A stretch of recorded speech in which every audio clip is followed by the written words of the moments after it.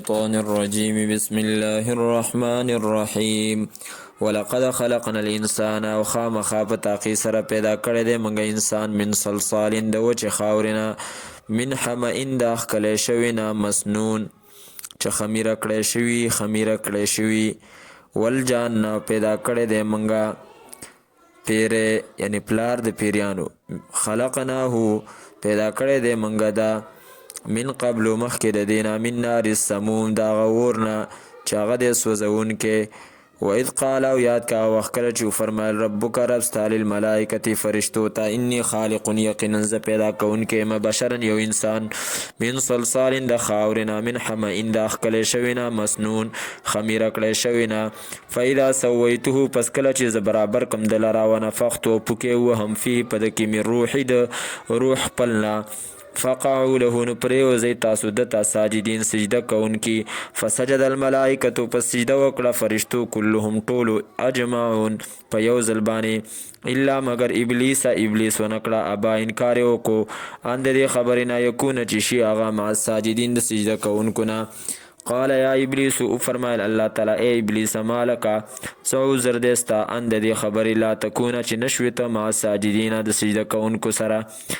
قال ویل دی ابلیس لم اكن نو مزل اسجدا چې سجده مې کړی وی لبشرین یو انسان ته خلقته چې پیدا کړی ته هغه من صلصال د وچې خاورې نه من حمئ د اخکلی شوي نه مسنون خریمه شوي نه قال او فرمایل الله تعالی فخرج پسوزه ته منها د دې جنت نه فانک ځکه چې یقینا ته رجیم رټلی شوی و ان علیک اللعنة او یقینا په تا باندې دی لعنت الی یوم الدین تر د ورځې د سزا او د جزا قال ویل د رب رب زما فانظرنی پس مهلت را کما تا الی یوم یبعثون تر هغه ورځې پورې چې راپورته وکړی شي پکې دا مړي د قبرونو نه قال فرمایل الله تعالی فانک پس یقینا ته چې من المنذرین د مهلت ورکړی شوی الی یوم الوقت تر ورځې د هغه وخت المعلومي چې معلوم دی قال ویل ابلیس رب ای رب زما بما اغویتنی په سبب د دې چې تا زه ګمراه کومه تا زما ژوند پریشانه کو لوزینن لهم خامخا زه به ښایسته کومه دی ته فی الارض په ځمکه کې ولا اغوینهم او خامخا زه به ګمراه کوم دی لره اجمعین ټولو لره الا مگر عبادک منهم المخلصین بندگان ستا د دینه چې خالص کړی شوي دي قال او فرمایل الله تعالی هذا صراط دا د لاره علی ما ته مستقیم النغا ان عبادی یقینا بندگان زما لیس لک نشته د ستا دپاره علیهم په هغو باندې من سلطان څه غلبه څه زور الا مگر من اتباک هغه څوک چې تابعداري وکړي ستا من الغاوین د سرکشانو نه و ان جهنم او یقینا جهنم لموعدهم خامخا ځای د وعدې د دی د اجمعین د ټولو لها د دې دپاره سبعة ابواب و دروازې دي لکل باب د هرې دروازې دپاره منهم د دې نه جزء یوه حصه ده مقسوم تقسیمه کړی شوې ان المتقین یقینا پرهیزګاران فی جنات په باغونو کې به وي و عیون په چینو کې به وي ادخلوها ننوځئ تاسو دی لره ادخلوها وبویل شي دی ته ننوځئ تاسو دی ته بسلام په سلامتیا سره آمنین په امن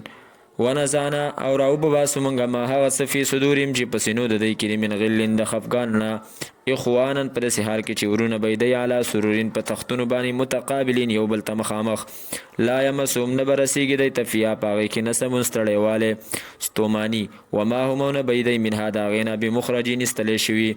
نبئ خبر کا عبادي بندگان زما انی چې یقینا زه انا الغفور الرحیم زه یم بخونکی مهربانه